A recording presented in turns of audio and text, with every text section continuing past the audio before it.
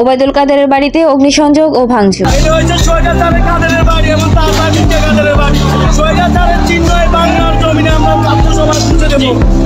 দেখুন নোয়াখালী থেকে মোজাহির ইসলাম নাইমের পাঠানো তথ্যচিত্রে।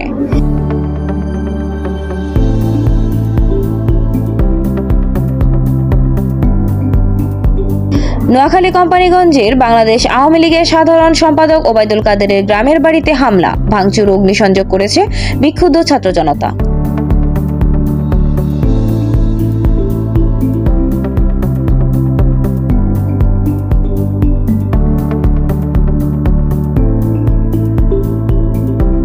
বৃহস্পতিবার 6 ফেব্রুয়ারি দুপুর 1:15টার দিকে উপজেলার বসুরহাট পৌরসভার 1 নং ওয়ার্ডের রাজাপুর গ্রামের বাড়িটির দ্বিতল ভবন ভাঙা শুরু হয়।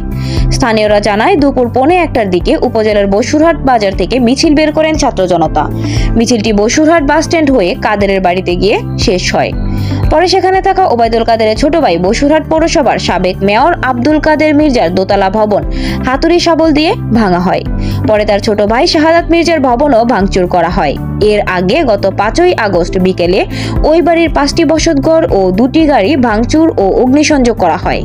এ সময় বিক্ষুব্ধ জনতাকে বিভিন্ন আসবাবপত্র নিয়ে যেতে দেখা যায়। স্থানীয় বাসিন্দা ইমরান হোসেন জানান, 5ই আগস্টের পর কিছুদিন কাদের মির্জা ভবনটি পুনরায় সংস্কার করেন। দ্বিতীয় দফায় কাদেরের বাড়িতে এই অগ্নিসংযোগ ও ভাঙচুর করা হয়। তবে হামলা ভাঙচুরের সময় তাদের পরিবারের কেউ ছিল না। 5ই আগস্ট আওয়ামী লীগ সরকারের পতনের পর কাদেরের পরিবারের সদস্য আত্মগোপনে রয়েছে। ঘটনাস্থলে সাংবাদিকের সঙ্গে কথা বলেন বৈষম্য বিরোধী ছাত্র আন্দোলনে নোয়াখালী জেলা শাখার সমন্বয়ক মোহাম্মদ আরিফুল ইসলাম। তিনি বলেন, ছাত্র জনতা কোম্পানিগঞ্জের অসংখ্য মানুষ ওবায়দুল কাদের ও তার ভাই আব্দুল কাদের মির্জার ও তার বাহিনীর লোকদের দ্বারা অত্যাচার ও নির্যাতনের শিকার হয়েছেন।